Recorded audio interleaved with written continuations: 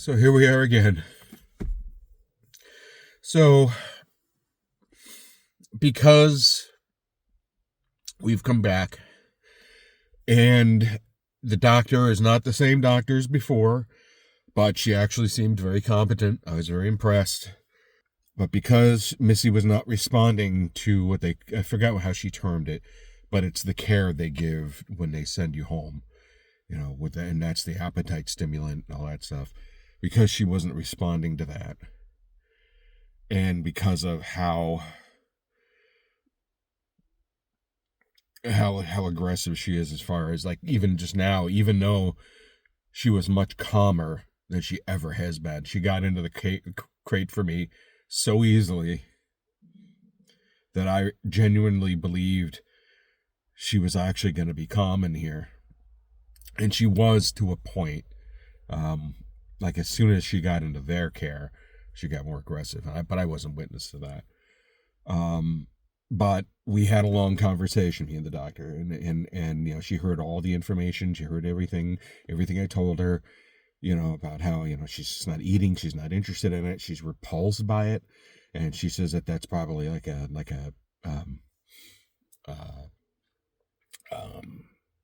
nausea reaction or something. And she says that there are things we can do. We can hospitalize her. We can run all these tests. We can do all these things to her. She says, I don't think it's related to the hyperthyroidism, which is not a surprise, since none of the symptoms lined up, and at the moment anyway, and it was so early. That might be something that would manifest later.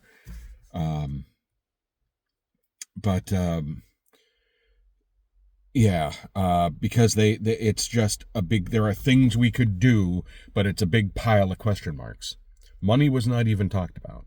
It's just, she's going to be traumatized by the things they would have to do to her, even if, and they don't know if they're going to find anything or what they're going to find. It's not a guaranteed. We're talking like feeding tubes and all this shit, and Missy is just not.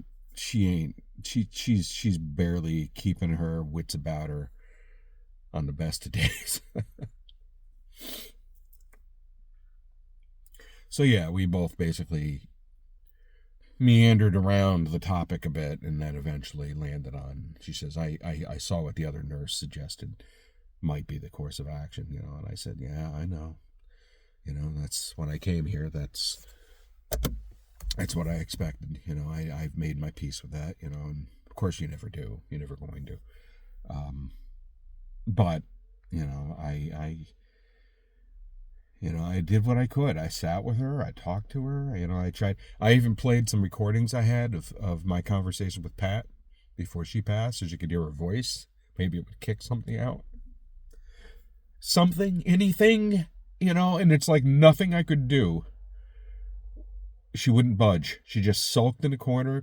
She just didn't want to be, she wasn't away from me, but sometimes she was. But I what I'm getting at is that it's like but it doesn't really matter. She just wasn't fucking eating. And it's like we could, she says I could go and do it all over again. We could do the same tests. We can go give her the rehydration stuff. We could, give her a stronger appetite suppression. It says that they have, stimulant.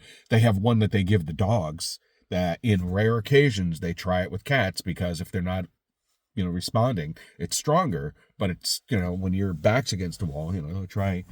And she says, but odds are we're going to do all this, and you're just going to be back here in a couple days, when we're going to be back to square one. And I told her, I said, yeah, I know, and it's like, and eventually we came to it. Yeah, Missy was put down. She's in. I can't even say that she's in there right now. And I couldn't, she, they ask you, do you want to be there? Do you, and I've already experienced, I told her, like I said, we had a very good conversation. She is really good. We're covering all the bases, like everything about like cat psychology and how difficult it is for cats to be patients, because they don't emote. like a dog that's like whimpering, like that in pain. You can tell. Cats, they got nothing. They're a fucking blank thing. They're not. Yeah, and like she said, and I've heard this expression before, they are not participants in their own. Uh, uh, Fucking, I can't think of the phrase. Doesn't matter. The point is, they're not going to help you, and all you got to do is read the fucking tea leaves. So yeah, I'm real fucking emotional right now, but I'm also kind of angry that it's like, what else could I have done? And there really isn't anything.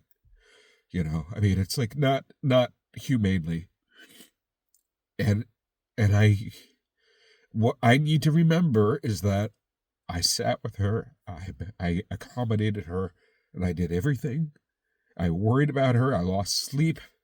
I tried to make, I kept an eye on her on like security cameras and everything, make sure she wasn't, having issues. Made sure that she had water and close by. I cleaned all of her stuff, like the dispenser and stuff, in case there was like something. And she just doesn't want it. So here we are. So yeah. And it's just me.